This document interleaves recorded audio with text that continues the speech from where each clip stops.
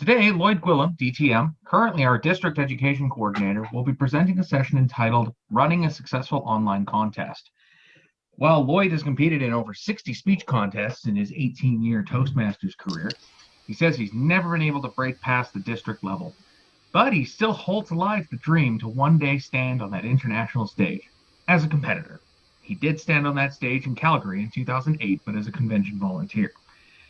His goal today and into the weeks ahead is to ensure that every single eligible member in good standing in District 64 has the very best shot they can at the international stage. While District 64 discontinued the fall contests, not every district dropped them. During the fall months, Lloyd was visiting districts around the world from his house to understand what it takes to prepare, plan, and produce an award-winning Toastmasters online contest. Plus, last year as a volunteer, he received hours upon hours of professional studio training at Shaw TV, working toward producing a community Toastmasters TV program. He hopes these two resources give him that unique perspective to ensure everyone has the very best chance to succeed. Please help me welcome Lloyd.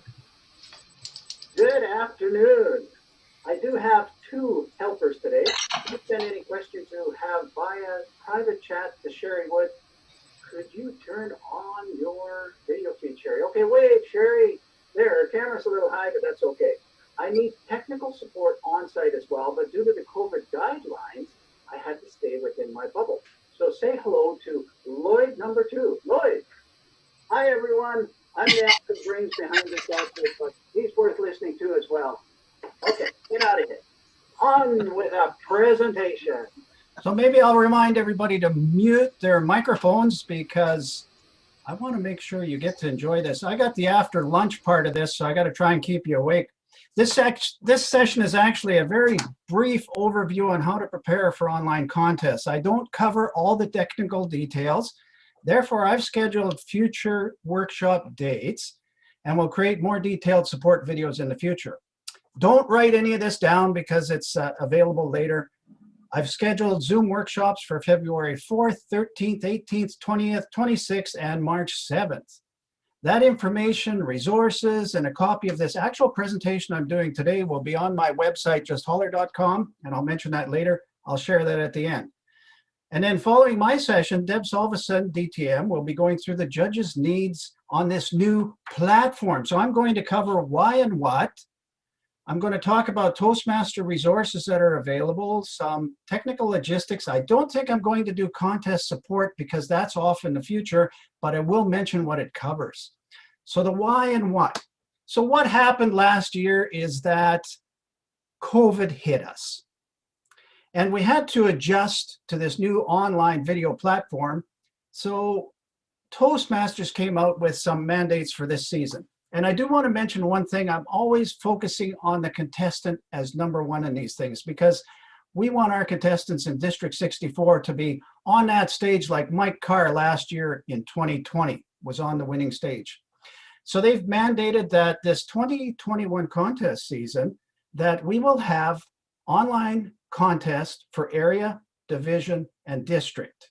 Now you'll notice it doesn't specify club because clubs have different ways they can pick their participants, but it's area, division, and district. And the contestants, they say, have to be located at a remote location, which is understandable, and they have to supply their own equipment. I mean, they can borrow it from someone, but it has to be their own equipment. And they actually have to be there live and in person, not like that little video I did just a couple segments ago. They actually have to be there presenting. And why do we want to do this? Well, I just want to remind you about what happened last August at the International Convention when Mike Carr won, and I just give you a few seconds here.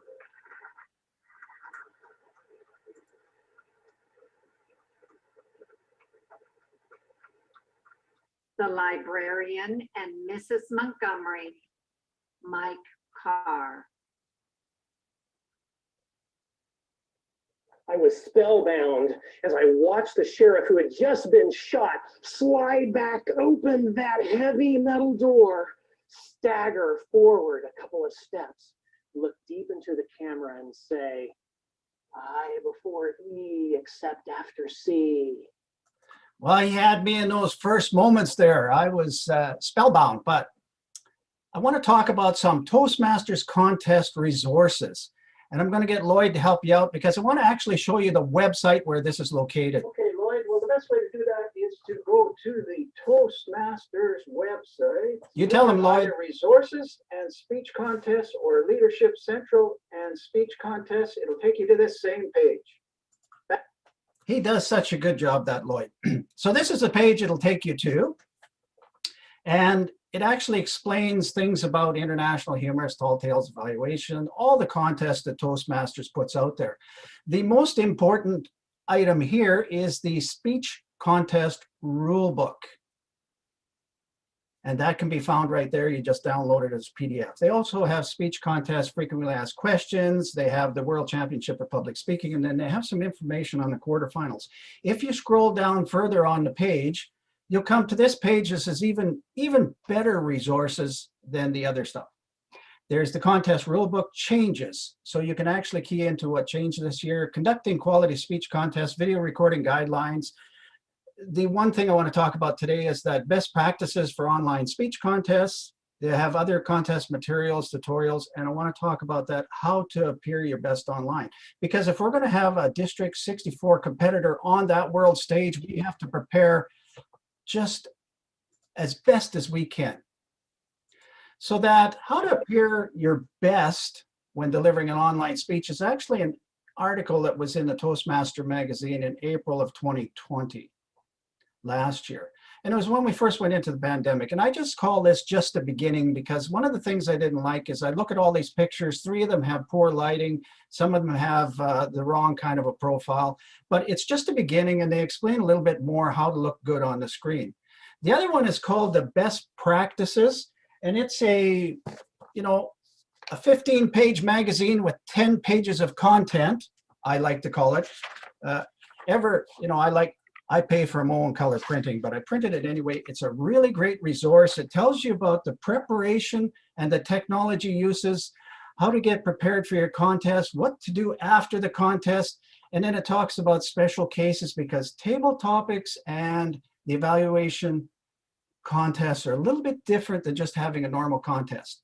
And it's item number 479. The only thing I don't like about this is I'm always looking at visuals.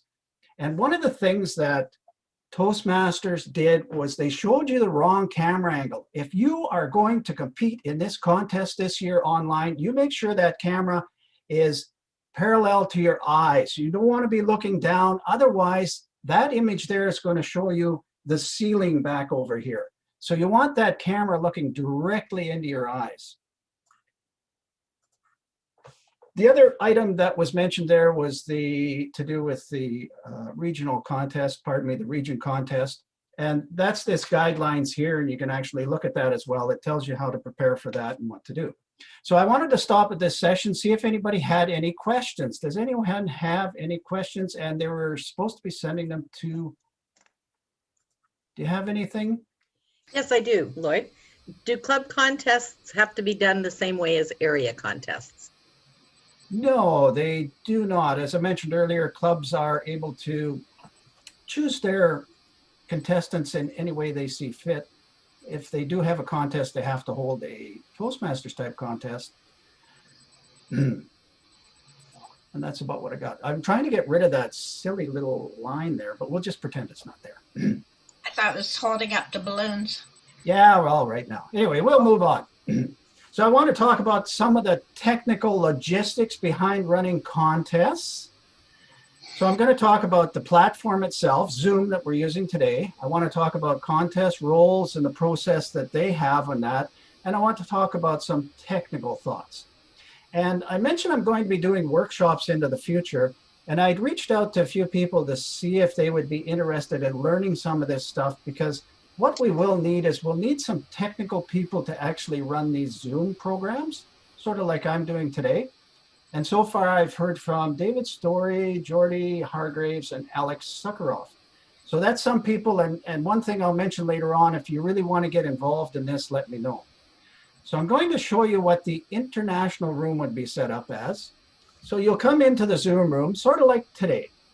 We have a waiting room at the top, but there's a little bit different. In the main room, we're going to hold the contest and have the audience there.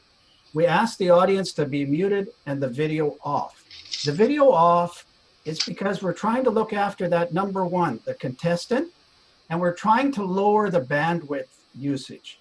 So when we actually get into competition in larger contests, because if you held one at your club and you only have 10 people there, it's not so bad. But if we get into 30, 40, 50 people, you want to have the video off just because of the bandwidth. But the waiting room at the top there, it says we let officials and contestants in one at a time. So the first people we let into the room are the officials and the contestants. Pardon me, the officials and the contestants, yes. Because we're going to put them in separate rooms. Later on, we let the audience in at the end. We don't want the audience to see who's the judges, who's that. We don't want the contestants to see who's the judges. But we're letting people in one at a time. So when we let them in, we let one person in, we put them in a breakout room. We let another person in, we put them in a breakout room. So our first breakout room is for the officials. So we put the briefing judges there. The briefing's going to happen there. So we put the judges there, the timers, the ballot counters before the contest, and they have their briefing. Once the contest starts, we bring them back to the contest. But after the contest, you can actually move the judges and the ballot counters into the room, and the judges can finish up their ballots. That allows the main contest to go on over in the main room. They can do their interviews and they're not waiting for judges to fill out their ballots. So it's a nice quiet place for the judges to work things out. The other breakout room we have is for the contestants. So that's where we put the contestants before the meeting starts or before the contest starts. So they'll be doing their contestant briefings in there. When the timer's done with the officials briefing, then the timer is put into the contestant breakout room because the timer has to show the contestants how they're going to be doing the timing. And it changes, it's a little bit different than we do today. We're not just holding up cards or things like that. The other thing is the contestants can wait here. If they're a little bit nervous, they can wait here until they're called in to compete. They have that option. Now, once the contest starts, these rooms, people are moved into the contest begins, and then you can move people out to the breakout rooms as needed. That was international speech. Now I mentioned that table topics and evaluation are different. So we're having the table topics this year. So the waiting room is the same. The main room is the same. The officials breakout room is the same, but it differs for the contestants. The same thing, they go into the briefing, but the last paragraph, contestants must wait here until it is their turn. So they're actually held off in the breakout room while someone competes in that table topic contest. Now, typically they'll put, they suggest 2 sergeant of arms for the meetings. And I've seen where they said 1 sergeant of arms stays in the meeting room and 1 sergeant of arms might be in a breakout room. And there's different ways of looking at this and things they actually encourage. I saw some districts actually say they want the table topics competitor to have his hands in view, his or her hands in view of the sergeant at arms. And that's just to make sure they're not on some other device trying to find out, somebody text them to tell them what the question is. So it's just a way of them trying to keep control and keep them honest. But really, we have to look at our personal integrity and try to keep our own self honest. Staffing is a little bit different. One thing that happens here is you actually have a Zoom technical person, someone that is just running the Zoom, and that's all they look after. They don't look after the contest, they don't look after briefing, they don't look after judging, they look after nothing but running the Zoom room. So they become the host, and the host can set up co-hosts. And one of the things today I'll say is really important is that you have those settings right, because today I set up the meeting without the co-host assignment ability. I can't assign a co-host. So that's something we have to practice. I should know better, but whatever, we're managing. So the contest chair, they usually set the contest chair as a co-host or maybe a second Zoom person as a co-host. And it's very important to do because if the host for some reason is knocked out of the meeting, a power failure, their battery dies in their phone, their battery dies in the laptop, their Wi-Fi gives out, their cable gives out, Zoom will hand the meeting over to the very first person that you made co-host. So it's very important, whoever your second in command is, make them co-host first, even if you have to wait for a few people to get in before you do that. If you do not assign a co-host, Zoom will randomly assign the co-host ability to someone. So today, if I was to get knocked out, somebody will take the meeting over and we can't anticipate who. It's also good to make the contest Toastmaster a co-host, and it might be nice to make the chief judge a co-host. One of the things about co-hosts is they can move in and out of breakout rooms on their own. So instead of them saying to the Zoom person, could you put me in this breakout room? They can actually join a breakout room if they wanted to go check on something, and then they could come back. Why might they do that? Well, maybe somebody's stuck in the contestant room and they can't get them out. Are they actually there? The co-host can look in a list and see where they are. Again, you have timers, ballot counters, sergeant at arms. Judges, they actually suggest you have some backup judges in case there's technical failure. Sometimes the judges lose connections, so they say 6 to 10 judges just so you have some spares. Probably a great idea.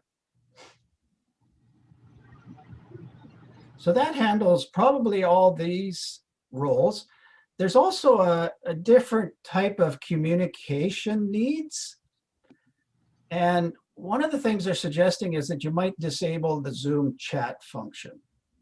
And that's so that contestants can't be, someone can't send a contestant a chat and maybe help them out in some way, or there's some distractions. So it's best if you disable those Zoom chat functions. I've been to some contests where you could chat.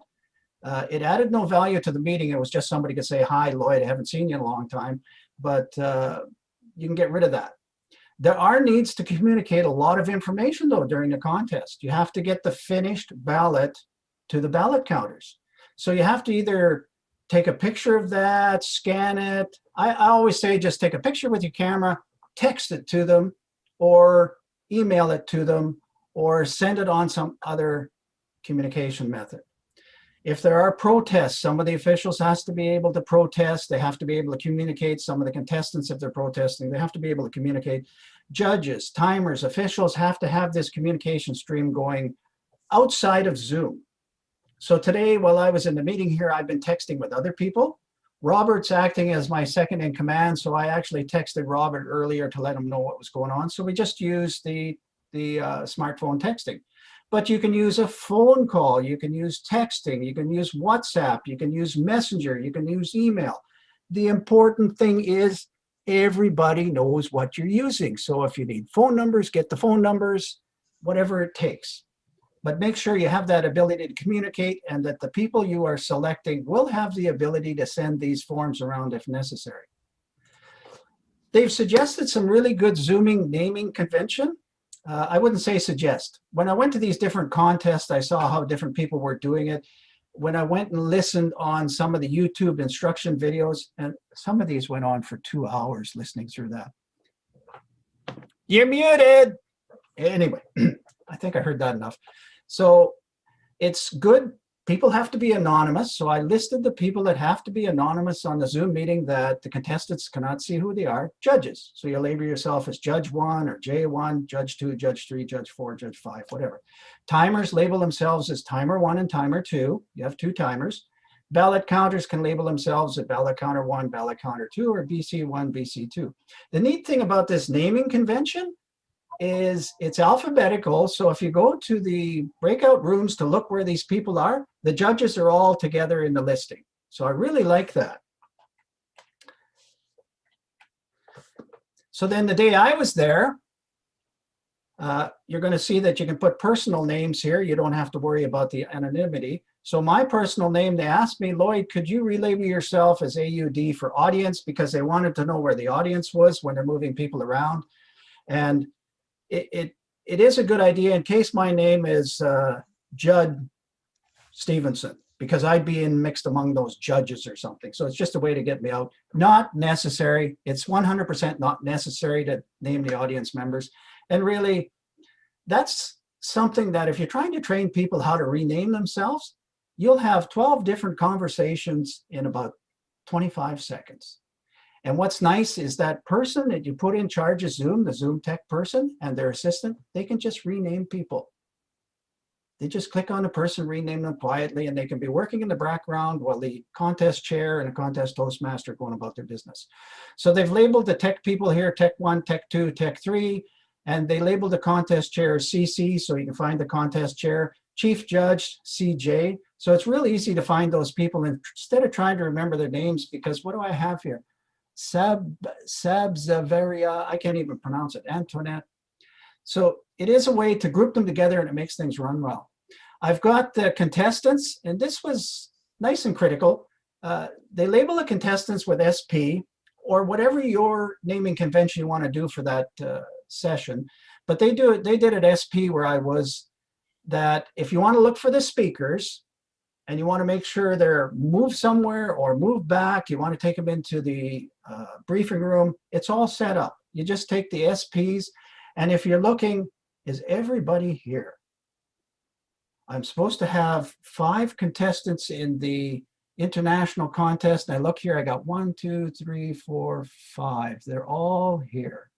And I got 1, 2, 3, 4, 5 for the table topics. So easy to find them. Instead of finding Bob, Stephen, Zacharias, you know, they're all over the list. If you've got 100 people, it's insane to try and find them.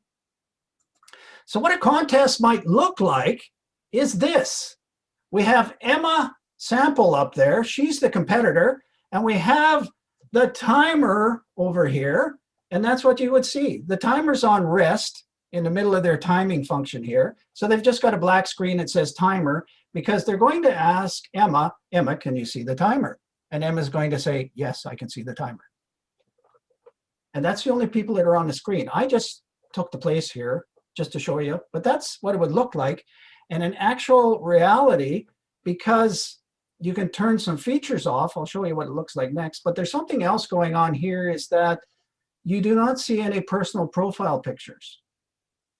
Everyone here is just a name. And you're looking down at the bottom are all the judges, completely anonymous because we don't have a picture. You'll notice today, even in our meeting, that when you guys switch off your cameras, there's no personal profile picture. So what I did is I put a setting there that when people turn off their camera, it doesn't display the profile picture. Because, and that's a bonus, because if you're trying to explain to people how to change their profile picture or make it blank, that's almost like a 30-minute session just training people on how to do that, because they all use different devices and different ways and understandings. So it's a really nice feature. You just turn that feature off, everybody's blank, and then the contest looks like this. And Emma's going to compete, and she's going to do well, and then the next competitor will be in there, and he'll be talking and trying to win the contest as well. And you just have these 2 people here in front of you. Now, what happens here is we're trying to conserve bandwidth. And it's that statement I made at the very start. The number one person in this whole presentation, this whole thing that's going on here, is the contestant. And we want the contestant to come across 100% to the best of their ability. We don't want them to lose something because there was some bandwidth issues, because everybody that's on the screen has to come through their bandwidth to the competitor, and it just cuts into it. So that's one way they do that. Well, that is the only way they do that. The timer cards, well, the timers will have different colors. I've actually put the words on here, and if nobody knows why, it's because guys like me can read, but we can't see all the colors. And I have no problem with these cards. I can tell red, green, yellow, but over the years, I have had trouble with timing lights where they're a little bit small and I can't make out the color. So I think this is just fantastic. You do not have to use these cards. You can use the Toastmaster background cards. And what you're doing, it's a virtual background that you're using. So the timers will load these 3 virtual colors in Zoom, and they can have them at their disposal. They will turn their camera off. So just like Kim was saying, I've taken my business card and I've actually made a little envelope here that goes over my camera. And when my camera is covered, that won't fall off. And I'll tell you what, they should do something that goes over and cannot fall off, because if they put a sticky note on there and a sticky note falls off at the end, that might not be a good thing, because if they interrupt the speaker, that could cause issues, and we're trying to look after the speaker. So very important that they just close that thing. So the best way to show you this is, whoa. So the best way to show you that. We got something wrong there. Anyway, I'm going to talk about some technical thoughts, and one was the laptop versus the desktop versus the tablet versus the iPhone. Laptop, if you're using that, you're going to have to get it up on something so you've got that eye level projection from your laptop, and you have to make it sure it's fairly secure. You have to make sure you know how it works. The desktop, well, I was showing you that one that on that online speech contest. If you have the desktop, you got to make sure that you get the camera up where it's at that angle. Tablets, about the same as a laptop. Sometimes with tablets, though, they're on angles, so it's very important to get them up perpendicular. If you have to take duct tape and tape it to the wall, take duct tape and tape it to the wall. I actually put mine against the box. And the smartphone is a little interesting thing. Actually, Toastmasters doesn't recommend you using the smartphone. That's where Toastmasters and I disagree, because the smartphone actually has the best camera out of everything I own. However, there are some issues with it, and I'm just going to get that other Lloyd to explain them right now. So the best way to show you this is with an example. So we'll go down to, I've got my Huawei phone on here. Okay, and you can see the timer is displayed very large, and that's me competing down in the corner. And that's a very tiny picture, almost the size of my finger. If I try to make me bigger, then look at the size of the timer down there. It's so tiny. Now imagine if I'm standing a few feet back. Yeah, listen to him. He knows what he's talking about. So that is the big problem, just the size of the images you see there. I want to talk, some other technical thoughts are about your virtual backgrounds. Now, Toastmasters says in that beautiful document there, best practices, that they consider virtual backgrounds as a prop. So today, if Lloyd was talking about the guys cutting trees down, I can use that virtual background as a prop. If it has nothing to do with my speech, well, I'll tell you what this causes. This causes Lloyd to look like he's got things poking out of his head. So I would caution you against busy backgrounds. I went to some of these contests and people had, they had stuff back here that made no sense to what they were talking about. One was table topics and he had cartoons back there. I guess it's all right, but you have to think about what you want to do. Now think about Mike Carr that won the international speech contest. And when you see him again at the end here, I'm going to show him again. He's on just a bland background. He's on, I would call it beige. I'm color vision issue, but something like beige, just a nice blank screen behind you. Now, I think we should get Lloyd to show you what's wrong with the other screen there, the portrait. Yeah, hi, Lloyd. One of the problems here is I can't do much for gestures. I keep hitting the wall. It's getting hot in here. Can I take off all this stupid Bernie stuff? Does nothing but complain. Oh, did he freeze now? Oh, no, maybe he just overheated because he's got all those clothes on. But you see the issue with that. You don't get the full range of movements. And if you look at everyone that's competing in the contest, they're using the landscape mode because, I can do things. You can see me. I can do lots of gestures. Over there, he's going to get stuck and hit the wall too much. So just some final thoughts on the technical issues. I have those Zoom settings there. There's a bunch of settings, and there's even more. It's quite a diverse group. We need further training and information. That's why I'm going to have those future workshops. You can also do a live feed to YouTube. This YouTube up here, we're doing one today. And the reason you do a live feed to YouTube is, again, reducing that bandwidth issue on Zoom. So if you can have 80 people in the room and another 80 people outside the room watching via YouTube. The only thing I found with YouTube, it runs about 20 seconds slow, but that's not a big deal. Deb and I went to a contest in District 42 before Christmas. Deb went live in Zoom. I watched it on YouTube. The nice thing about YouTube, I can pause it, go to the washroom, come back and pick it up where I left off. So I think that's kind of a neat feature. However, it's there just to reduce bandwidth. And the more people you get on, it increases the likelihood of some kind of a bandwidth issue and us losing our contestant. And who's number one? The contestant. So I'll just stop for questions at this point. Do you have any questions there, Sherry? I do, Lloyd. I have two questions. The first question is, if our club uses WebEx or Microsoft Teams or another product, how do we handle that? Well, you would be the experts in that product. It wouldn't be me. Yeah, this is just a Zoom conversation here. But if it handles breakout rooms, you're fine. You just have to, I don't know WebEx or the other ones enough to know if they handle breakout rooms.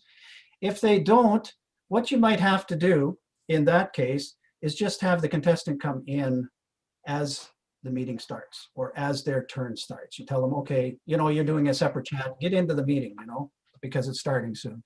It's not the best, but I would still encourage Zoom, but it can be done outside that. You got a Okay, second one? according to the, we're getting from Kim, thank you, and Helen, WebEx allows breakout rooms, Teams does not. Oh, apparently now Teams does now. And WebEx also has breakout rooms, so. Is that Microsoft Okay. Teams? Yeah, Microsoft Teams. Oh, Okay, okay. the second question I got Yep. was, are clubs or areas able to use the district Zoom, or do they need their own account? Well, I can't answer that one, but that would be up to the district to answer, but I'm going to help as many as I can. I have a Zoom. Alfred has a Zoom. There's a few people that have paid Zoom that can help out. So I think we just have to organize who has what and see if we can divvy it up that way. I'm sure the district account would be useful too. I'm Okay, gonna move. Okay, anything else, Sherry?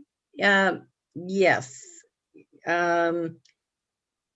Google Meet allows rooms if you have a certain type of paid subscription. And Glenn Work has a question. Our club uses the chat for timing for visual impaired members, i.e. green at 5 minutes. Would a direct chat to the member from the timer be allowed? Well, sure. If you have to use that for someone that is visually challenged, sure, that's a great way to do it. I mean, it's just then someone monitors the chat. That's all. You do what you have to. But I think that's a great idea for you talking about that. Okay. And one final question from Del Duffield. Do you have to stand for your speech? Well, that's an interesting one. And I think Deb might talk about that in her session, but it's whatever, like I'm sitting right now, and if I can't stand, then everyone else has to kind of do the same thing as me because we're treated equal. But Deb might go into that a little bit more. I'll let Deb work on that. Okay. That's all the questions. Thank you. Okay. And then there's, if you go to that website I was showing at the start, there's a resources one there, and it actually explains some of that stuff too. I have a quick question. I can't write in chat because it boots me out. You said alphabetical. Would that be first name or last name? The first letter. Of what? Well, the first letter of what you're typing in.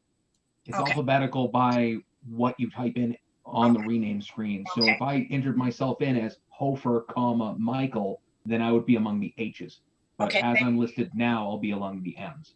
Yeah. Thank Okay. And there's ways you can work on that, and we'll do more training on that in the future. So I wanted to talk about how we can prepare to be on that stage. And I guess it's really not a stage. It's actually this screen we're going to be on.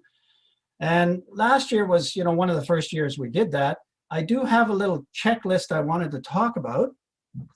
And this is something we have to go into deeper at a future date. I actually moved that camera up for the young lady at Toastmasters. One of my complaints about Toastmasters showing us things that are wrong, but this would be the right thing to have that camera parallel. And I think I put it on a Starbucks box. Sorry, Ken, I didn't have a Lavazza box to do, but so there are things like the difference between using wired connection versus Wi-Fi. You should try to use wired. You do things like I did today. I am the only one in my house using Wi-Fi, but on a typical Saturday, I've probably got 5 people, no, not 5 people. I've got 5 devices taking Wi-Fi, and that cuts into my time with Wi-Fi. You need to have a backup device because there are times you may get kicked out of the meeting, like Janet's saying there that she gets kicked out if she does something, she has to get back in. So you got to have a backup device. It could be an iPhone, it could be something else. You need to have quick access to the Zoom link. So you're using a Zoom link to connect. You have to be able to get to that link in case you get kicked out. You only have a certain amount of time. And Deb's going to talk about that. You need to be able to get your video on, mute, unmute. And it's really good if you went to a training session ahead of time. You got to think about lighting. My room is lit up with 1, 2, 3, 4, 5, 6 bulbs to make sure that I have enough lighting on me to do a good presentation. Plus I'm using I guess a blue screen behind me. Distance, backup, lighting, backup, virtual considered prop. Well, I guess you're considering the virtual backgrounds as a prop. Oh, that's what it was. Yeah, the virtual background is a prop. I've been using it all day here. And if you see some people that got something back there, that's kind of like a prop. If I've got, the Banff Hotel, I hope I'm talking about the Banff Hotel because it's actually kind of a prop for me. The distance, how far away you are. Well, that's something that's decided. Deb will talk about that. Cameras and microphones, just what kind of camera you're going to use, what kind of microphone. I've switched away from my headset right now to my microphone on the camera because I wanted to have a little more freedom. I don't like those headphones sticking on my head. Distractions, we'll talk about that through some of the other training. You need to practice with your technology. That's really important that you know how the technology is working. And you need to know your options when the technology fails. Right. And you have to restart. And most of all, you need to prepare a winning speech, just like Mike Carr had there. Because actually, you want to listen. Hold it back, guys. You want to listen to the applause as well. So on my final slide,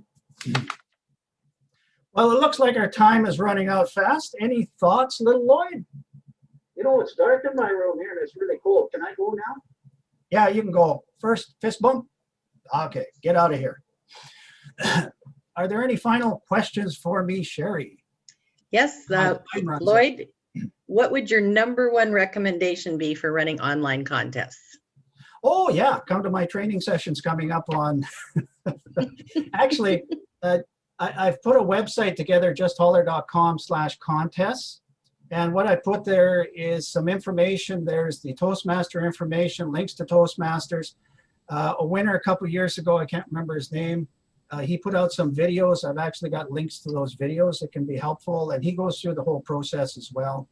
And I think come to the training sessions I'm going to hold. They're actually listed on the website on justholler.com/contest so that we can really get into that a little bit more. Did you have something else too, Sherry? Or? Dirk Nelson has asked if one of the sessions will be on Teams. I think I've been on Teams once. You know, we could do a special one on Teams if you want to contact me. If you go to that website, justholler.com/contest, my name is down there. You can send a note. Maybe we can arrange something because I have done sessions on Teams and we should have a good look at that first. All right.